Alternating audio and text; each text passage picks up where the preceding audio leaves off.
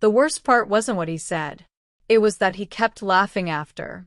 That easy, unhurried laugh, the kind a man produces when he has said something he has been thinking for a while and is relieved to finally let it out. The kind that means no one at the table will correct him. I was standing very still. One hand had moved to my stomach before I decided to move it. I didn't cry. I had stopped doing that in rooms that didn't deserve it. If you've ever been reduced to a single sentence by someone who should have known your whole story, stay. This is for you. And if it helps to know you're not alone in this room tonight, I want you to know you're not. Hit that subscribe button and stay close, because what comes next is the part they never show you: what happens after a woman decides she is done being small. The last thing I took from my grandmother's house was a coffee cup. Not the good dishes. Not the photographs. Not the silver comb she kept on the shelf above the window that caught the February light and threw it across the wall every morning of my childhood. Just the cup, dark clay, slightly uneven on one side because she had made it herself, back when she believed her hands were capable of beautiful things. I wrapped it in a wool sock and put it in the center of my bag. Everything else I left for my cousin Petra to sort through. She would do it carefully. She would do it well. I had spent 26 years being the person who did things carefully and well, and I had learned to recognize the trait in others and hand them what needed doing. The arrangement had been decided 4 months earlier, in a conference room in Helsinki that smelled of recycled air and old agreements. My father sat on one side of the table. Ishmael's representatives sat on the other, not Ishmael himself, which told me something. The terms were read aloud in the flat, procedural language of people who have learned to keep emotion out of sentences that will be signed. I listened. I asked 2 questions. I signed. My father looked at me the way he always looked at me when I handled something he had dreaded, with relief first, and something more complicated underneath it that he would never name. I did not need him to name it. I understood. The border dispute between our territory and the main court had been bleeding both sides for 3 years. One of those bleeds had been my younger brother Paavo, who spent 6 months recovering from something he would not describe to me in detail, but whose hands shook for a year afterward when the temperature dropped. A marriage cost less than that. I had run the accounting myself, in my own head, at the kitchen table the night before the meeting, and I had arrived at the same number every time. So I signed. On the plane over the Atlantic, somewhere above cloud cover so thick the ocean below was entirely invisible, I looked out the window and thought, no one in that court has any idea what I am capable of. Not a threat. An inventory.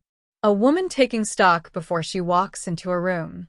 Augusta, in January, was a different kind of cold from Helsinki. Helsinki cold is clean, familiar. It asks nothing of you, only that you accept it. Maine cold in January had an edge that felt like the land itself was still deciding whether to let you in.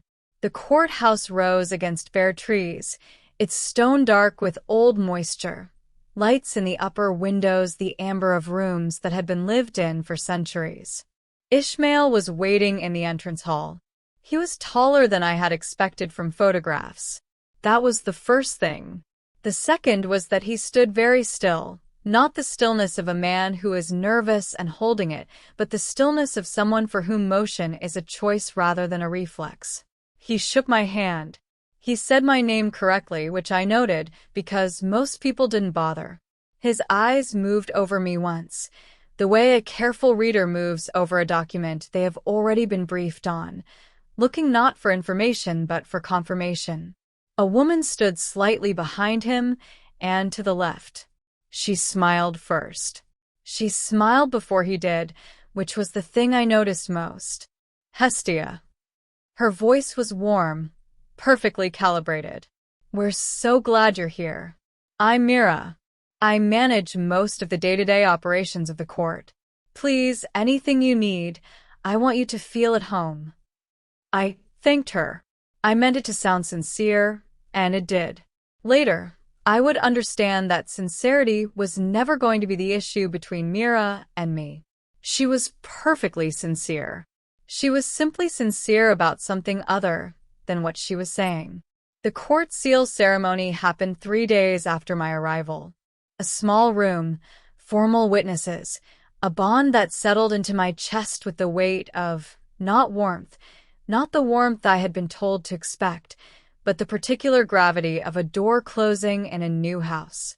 Heavy, real, not unpleasant, exactly, just irrevocable. Ishmael received it with the expression he gave everything, still, composed, giving nothing away, except once. The morning before the ceremony, one of the court stewards had given me the wrong key. Took me 20 minutes to realize the room I'd been trying to enter was the armory. I mentioned it to Ishmael at breakfast dryly, because what else do you do with 20 minutes of standing in a corridor feeling like an idiot?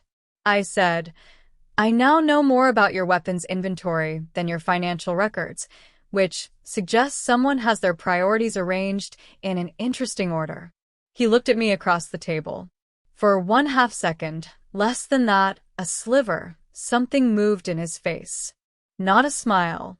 The shape a smile would have made if he had decided to let it through. He looked back at his coffee. I'll have it corrected, he said. That was all. I told myself it was nothing. I told myself this the way you tell yourself things you already know are not nothing, quickly, and without quite meeting your own eye.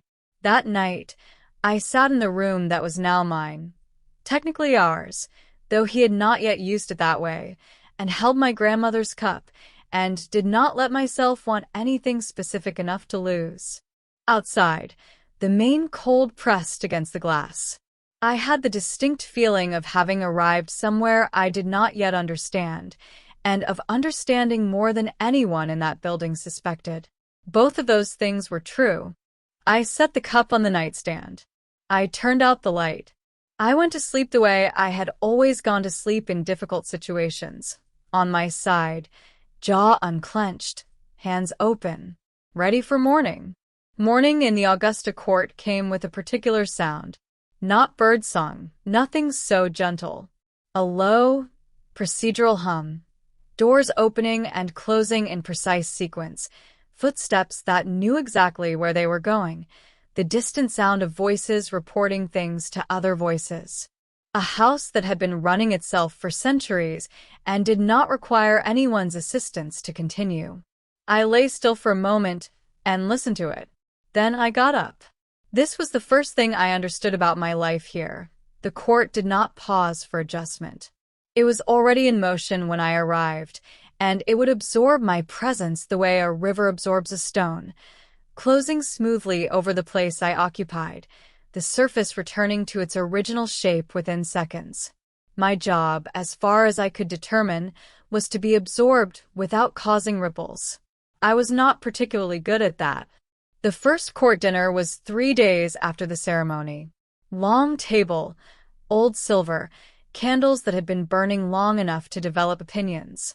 I took the seat to Ishmael's right. His chair was empty for the first 11 minutes, and I sat with my hands in my lap and learned the room the way I had learned every difficult room I had ever entered, by staying quiet and watching who looked at whom before they spoke. Mira sat 4 chairs down. She was the only person at the table who did not glance at Ishmael's empty chair. Everyone else checked it at least once. She simply talked to the man beside her, unhurried, as if the Alpha King's absence at his own dinner table was an entirely ordinary piece of weather. When Ishmael arrived, he took his seat, nodded once to the table, and the dinner began as if it had been waiting, which it had. He spoke to me twice during the meal. Both times to pass information, a schedule, a name I would need to know for an upcoming territorial call. I answered. He moved on.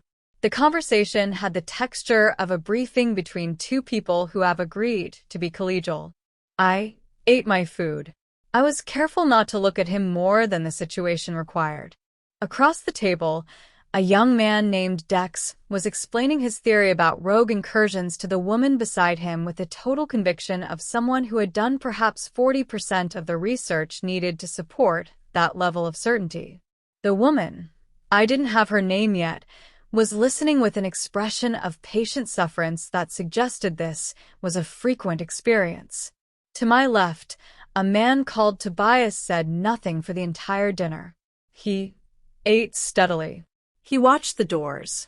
When someone new entered, his eyes moved to them before anyone else's did, cataloged them, and returned to his plate.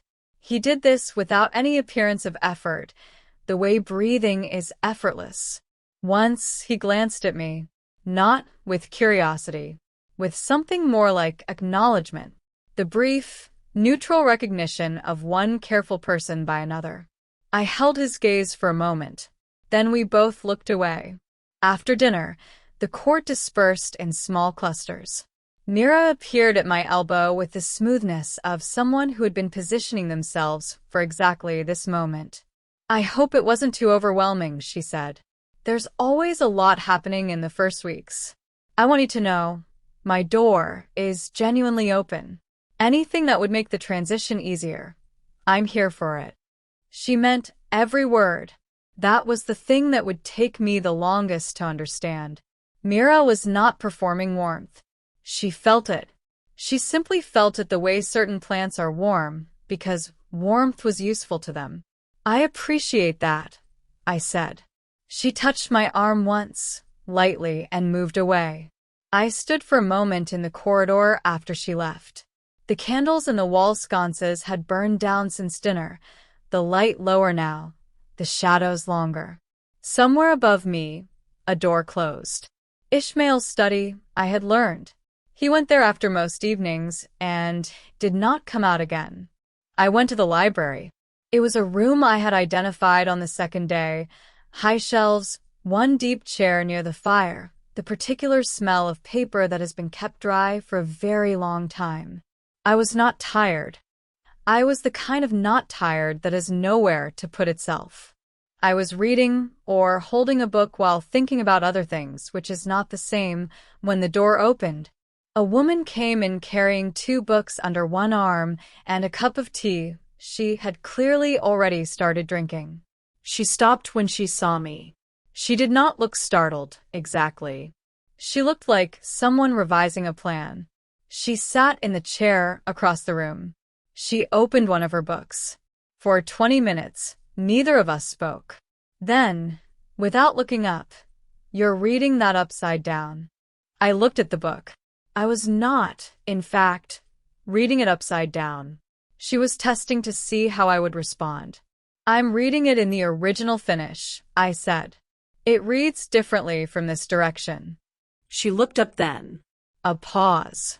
Something in her face recalibrated. "Rashani," she said. "Hestia." "I know." She looked back at her book. The people who have been in this court the longest have the clearest picture of how things are arranged here. A beat. They also have the least incentive to tell you. The fire made a sound. Outside, Maine pressed its cold against the glass. "And you," I said. She turned a page. She had not finished reading. "I'm telling you," she said. I did not ask her what she meant that night. This is the part one think about sometimes. How I went back to my room after, set my grandmother's cup on the nightstand, and lay in the dark telling myself that Roshani's warning was the kind of thing people said in old courts, general and atmospheric, the way certain houses smell of damp, without any specific leak you could put a finger on. I was very good at convincing myself of things I did not believe. The weeks that followed had a surface that held. I attended the meetings I was invited to. Not all of them, I noticed, but enough to maintain the appearance of inclusion. I learned the court's rhythms. I learned which corridors carried sound and which absorbed it. I learned that Mira arrived to every room 2 minutes early and left 2 minutes after everyone else, and that in those 4 minutes, the shape of each gathering changed without anyone appearing to do anything. I learned to drink my coffee in the library, where Roshani appeared most mornings with her own and sat across from me and did not fill the silence unnecessarily. We talked, when we talked, in the spare way of two people who have agreed that most conversation is filler and have no interest in producing it. She told me things about the court the way a good map marks hazards, not with alarm, just with precision. Here. Watch your footing. Here. What she did not tell me was anything I did not already suspect. That was its own kind of information. I had been in Augusta for 6 weeks when I understood on a Wednesday morning in February why my coffee had been making me nauseous. I sat with that knowledge for a long time. The bathroom floor was cold through the fabric of my trousers, the particular cold of old stone that holds winter in it long past the season, that does not release heat easily and does not pretend to. I had my back against the wall and my knees drawn up, and I was very still, the way you go still when your body has told you something your mind has not finished receiving. I was not frightened. That is the truth of it, and I want to be accurate. What I was calculating. I had spent 26 years being precise about costs. The cost of the arrangement I had signed. The cost of the border piece it purchased. The cost of the life I had walked into with my grandmother's cup and my finished cold and my careful, watchful way of moving through rooms that were not mine. I had been precise about all of it. This was simply a new variable in a calculation I was already running. The knock on the bathroom door was quiet. Then it opened because Roshani had already learned in 6 weeks that I did not answer doors when I was in the middle of something I had not finished. She looked at me on the floor. She did not ask what had happened. She sat down beside me, not close enough to crowd, not far enough to be absent, and she looked at the wall across the room with me. How far? She said. 6 weeks. Maybe 7. The silence held for a moment. Does he know? I looked at the grout between the tiles. Someone had cleaned this bathroom with great thoroughness for a very long time. The grout was nearly white. No, I said. Another silence. Roshani was very good at silence. She used it the way other people use sentences, to let weight settle, to give room, to communicate things that words would flatten. Are you going to tell him? This was the question. This was the one I had been sitting with since the Wednesday realization, turning it in my hands the way you turn something in the dark, trying to understand its shape by touch alone. I was going to wait, I said, until things were more settled, until I understood better where I stood. Roshani said nothing.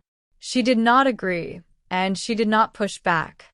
She simply received what I had said with the full weight of her attention, which was a thing she did that I had come to value more than I could account for.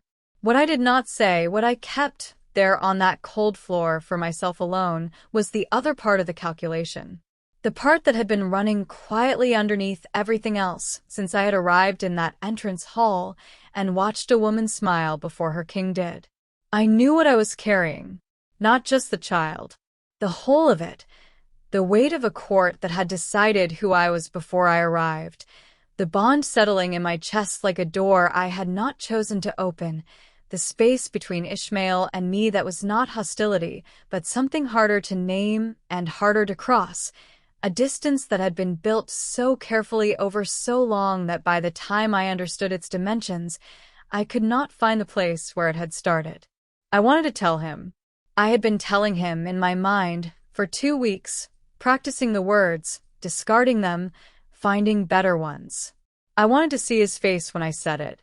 I wanted, for once, to hand him something he had not anticipated and watch him not know what to do with it. That wall was real. I did not set it aside. What I set aside was acting on it before I was certain the ground would hold. 8 days. That was what I had. Roshani took my hand, not gently, the way people hold things they're afraid of damaging, but firmly, the way you hold something you intend to keep from falling. I let her. Outside, the February cold pressed its whole body against the house.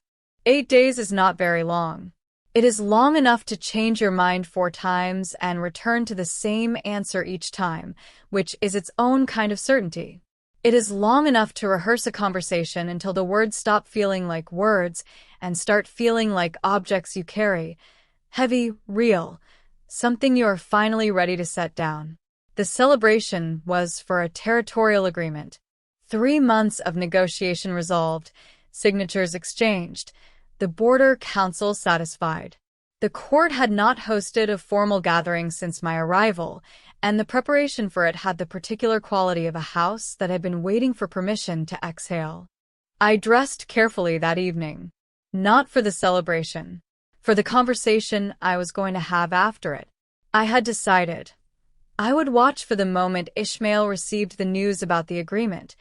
There was a specific announcement planned, formal acknowledgement of his role in brokering the terms. I wanted to see his face in that moment, not the face he arranged for other people. The real one, the one that appeared for a half-second before the arrangement took over. I had seen it once, over breakfast, and I had been thinking about it for 6 weeks. I was going to tell him that night. The gallery above the great hall had been the one place in the court I had found where I could think without the house listening. I had gone there 3 times before. Once when I needed to understand the room's geometry before a difficult dinner, twice just to stand somewhere quiet above the noise of everything. Below, the hall was full of crystal and old candlelight, the kind of amber that makes everything look deliberate, like a painting of a celebration rather than the thing itself. The smell of aged wine drifted upward. Voices overlapped. Someone was laughing at something that had not quite finished being said. I found Ishmael immediately. He stood near the center of the hall, not because he needed to occupy the center, but because rooms organized themselves around him without his asking, which was a different thing entirely. He was talking to 2 men I recognized from the border negotiation, his posture easy, his hands still. He looked like a man who had resolved something difficult and was allowing himself, quietly, to know it. That was the face I had come to see. I watched him for a moment from the gallery rail, and something in my chest did what it did sometimes when I allowed myself to look at him honestly, pulled, low and persistent, the way the bond always did, and beneath that a softer thing I had less language for. I was going to tell him. Then Mira moved. I had not seen her position herself. That was the thing. She was simply, suddenly, at the exact point of the room where her presence would do the most work, and the man at Ishmael's shoulder was stepping back to accommodate her, and Sable was there too, which I registered in the particular way you register something you were not expecting but do not yet understand. The music was a low-string arrangement, quiet enough for conversation. I watched Mira lean close to Ishmael to say something. He nodded. His expression did not change. The group around him laughed, a warm, communal sound, the sound of people who belong somewhere laughing together inside that belonging. Ishmael laughed. I know exactly what I heard. I have never confused it with something else, and I have never let myself perform confusion about it, because that is the one mercy I could give myself, to hear it clearly, to hold it accurately, to not spend years wondering if I misunderstood. He said my name. Then he said, what I was for. He said it the way a man says something he has said before, in private, to people he trusts, the particular ease of a thought finally getting air. And no one at the table flinched. Not one person shifted their weight or went quiet or looked away. He did not look up. I stood at the gallery rail for 1 minute and 40 seconds. I counted because my hands had to do something, and counting was what they chose. The music continued. The candles did not tremble. The hall below went on exactly as it had been going on, entirely indifferent to what had just been said inside it. I walked down the back stairs. I did not go to the great hall.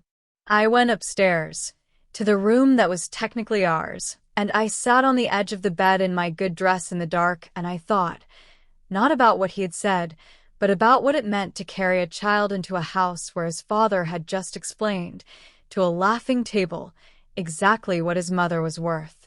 I sat with that image for a long time. Then I stood up. I took only what was already mine. The bag I had kept from Helsinki, packed efficiently, the same way I had packed it when I left Finland, nothing decorative, nothing that required explanation. My grandmother's cup, wrapped in its wool sock, placed at the center. The court seal pendant I left on the pillow. No note. There are no words that cannot be argued with. The pendant was a fact. Facts do not require accompaniment. The night guard saw me at the main door. They paused. They did not stop me. No one had told them to. The car was cold. February in Maine is cold in a way that has no interest in apology.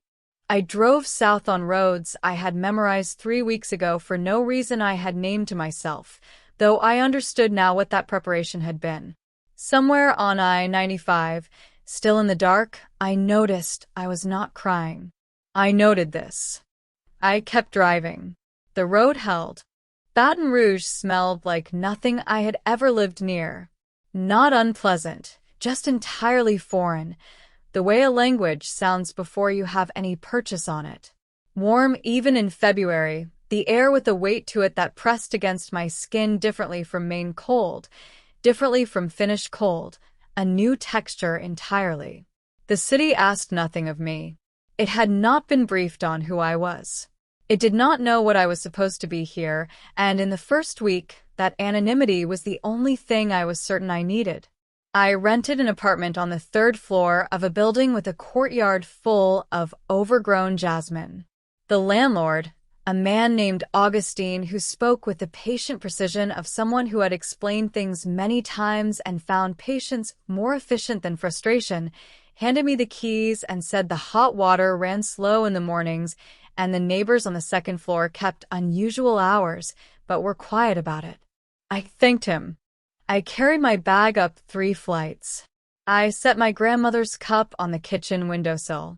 Then I sat down at the small table and I thought, carefully and without interruption for the first time since February, about what I was going to do next. The answer that came back was the same one that had always come back when I stripped a situation to its actual structure. Start with what you know. I knew financial architecture. I had spent 4 years before Augusta building assessment frameworks for territorial agreements, the invisible work that made negotiations possible, the kind of labor that no one names in the room, but everyone depends on. I had done it well. I had done it quietly. I was finished being quiet about it. I set up a consultation practice in the 3rd week. Small, deliberate, no announcement. I reached out to 2 contacts from before Augusta, framed it as freelance work, and within 10 days had a project that kept me at the table for 6 hours at a stretch, which was the closest thing to peace I had found in months. The baby grew. I talked to him in Finnish. In the evenings, when the courtyard jasmine was strongest through the open window and the city had settled into its nighttime register. Not sweet talk. I was not built for sweet talk, and he was going to have to learn that about me. I told him the truth. I told him what I was building and why. I told him the names of the people who would be in his life, and what they were like. I told him once about his father, not with bitterness, because bitterness requires ongoing energy I had decided not to spend, but with accuracy. He is a man who had more power than sense of what to do with it, I said. You're going to be different. I'm making sure of it. The mating bond pulled, as it always did. I want to be precise about this because I have heard it described in ways that make it sound like torment, and it was not torment. It was a tide. Constant, present, operating entirely outside my preferences. On the nights when the apartment was very quiet and the jasmine had gone to sleep and there was nothing to occupy my hands, the pull was stronger, not painful, just insistent, the way the ocean is insistent. You can be fully aware of the tide without letting it carry you. I was aware of it every day. I did not let it make my decisions. By the 7th week, my name had reached a room in Houston I had never entered, a referral from a contact I had helped 3 years before, and the man on the other end of that call spoke to me with the careful attention people give to someone whose time they are aware of spending. It was a small thing. I noted it the way a navigator notes a landmark, not with excitement, but with a quiet confirmation that the position is correct. By the 12th week, a woman representing a Paris family arrived at the meeting I had been retained for and said my name before the introduction, the way you say a name you have encountered in a different context and are pleased to be placing correctly. I did not perform surprise. I simply said it was good to meet her and opened my notes. The phone call started in the 9th week. Ishmael's name on the screen 3 times in 7 days. I looked at it each time. The first time, my hand was already moving toward the phone before I understood what I was doing, and I set it face down on the table with a deliberateness that was entirely for my own benefit. The second time was easier. The third time I simply looked at the name until the screen went dark, and then I returned to the document in front of me. This was not indifference. I am not going to call it indifference. It was the decision I had made, held against the pull of a bond and the memory of a man looking almost but not quite amused over a breakfast table, and the answer was still the same answer. Every time I checked the calculation, the answer did not change. 8 months along, on a Tuesday in October, I finished a report and sent it. Then I sat back and looked at the document still open on my screen, the header, which I had typed myself on the first day and had not thought about since. My name, in my own font, at the top of my own work, not an arrangement, not a position given to me by someone else's agreement. I had laughed 3 times that week at genuinely funny things. I had not been performing ease for anyone. I sat with that for a moment. It was not a small thing. Before I tell you how this ends, I need a moment with you. If something in this story has been sitting in your chest without a name until tonight, if you have ever been the woman who is quietly excellent in a room that wasn't paying attention, you belong here. Subscribe if you haven't. Not for the next video. For this feeling. For the reminder that some of us don't go back. Some of us just go forward and build something no one can diminish because we built it entirely ourselves. Stay close. I learned later what happened in Augusta while I was building something in Baton Rouge. Roshani told me, not in the phone call she made in the 11th week, which I did answer because it was Roshani and because she was not calling to ask me to return. She was calling to tell me she was looking, not for me, for the shape of what had been built around me. She had started in the archive 3 days after I left, moving through the court's correspondence with the particular patience of a woman who understood that the most important things are filed where they will not be found quickly. She found them in the 8th week. Mira's letters to the Border Council read like careful weather reports, accurate data, selected precisely. The territory's new mate was uncertain in her role, the letter said. The Alpha was managing a difficult adjustment. Time would likely resolve things naturally. Each sentence was true the way a fraction of a painting is true, accurate as far as it went, which was exactly far enough to build an impression and not one word further. The letters to Sable were warmer, encouraging. They read like mentorship, like a senior woman investing in a younger one, guiding her toward what she deserved. Sable read them in Roshani's presence and went the specific color of someone understanding, for the first time, that a hand they had taken for support had been steering them the entire time. Tobias confirmed the movements. Dex, redirected from 3 incorrect theories by the quiet force of Pedro's patience, found the timeline and laid it flat on Ishmael's desk without commentary, because some documents speak more clearly without introduction. Ishmael read the letters alone. When he finished, he set them down. Then he took the court seal pendant from his coat pocket. He had been carrying it for 200 days, which Roshani told me with the tone of someone presenting a fact they find both significant and insufficient, and he held it in his palm for a long moment. "Book me a flight to Louisiana," he said. I knew he was coming before the knock arrived. Not from the bond, though the bond had been louder that morning. a tide at its highest before it turns, from the simpler fact that I had been expecting this since the 9th week and had spent the intervening months deciding exactly what I would say. I finished the paragraph I was writing. Then I went to the door. He was in a coat built for Maine winter. October in Baton Rouge is not Maine winter. He looked like a man who had packed for the wrong climate in every sense, not just the temperature, but the register, the particular formality of someone who had prepared a version of this conversation and was already understanding, from the way I was standing in my own doorway, that the version he had prepared was for someone who no longer existed. He saw me. All of me. The obvious fact of late pregnancy, the apartment behind me with its jasmine smell, and its document-covered table, and its grandmother's cup on the kitchen sill. The quality of how I was standing, which was nothing like how I had stood in his entrance hall in January. That woman had been holding herself carefully. I was not holding anything. I had put it all down. He told me everything. Mira, the letters, the timeline, the shape of what had been built before I ever landed in Augusta. He spoke without deflection, which I had not expected, and without the careful management of a man trying to produce a particular response in his listener.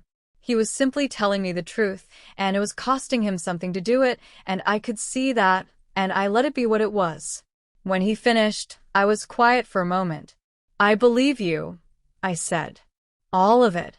He waited. "But I need you to understand something." I kept my voice level, not cold, just clear, the way you are clear about things you have thought through completely. I didn't leave because of Mira. Mira was the condition. You were the choice.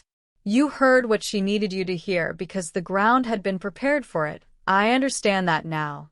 What I can't unknow is that when it was said, in that hall, with that ease, no part of you looked up. He said nothing.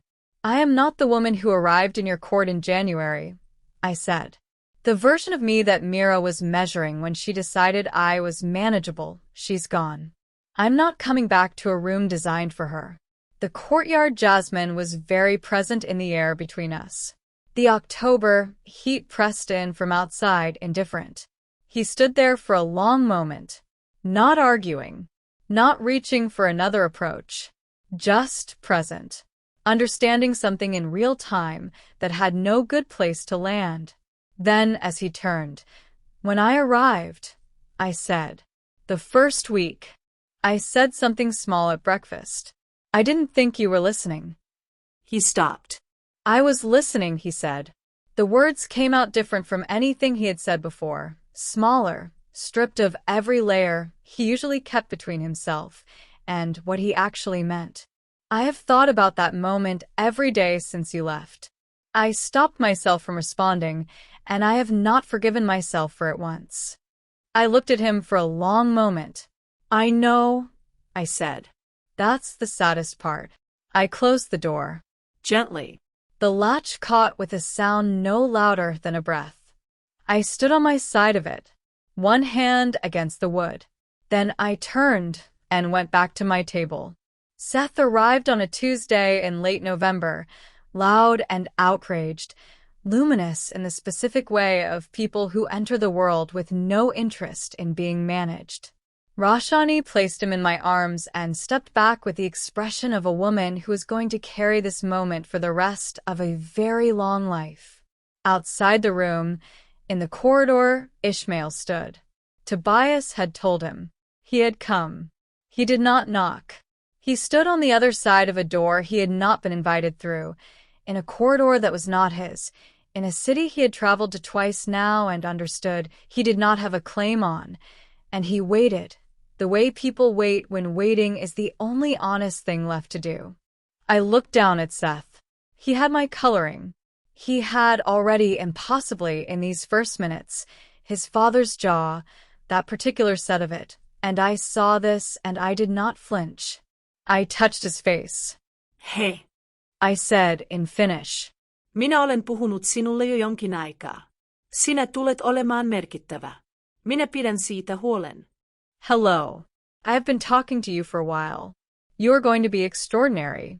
I am going to make sure of it, and so the corridor outside became quiet.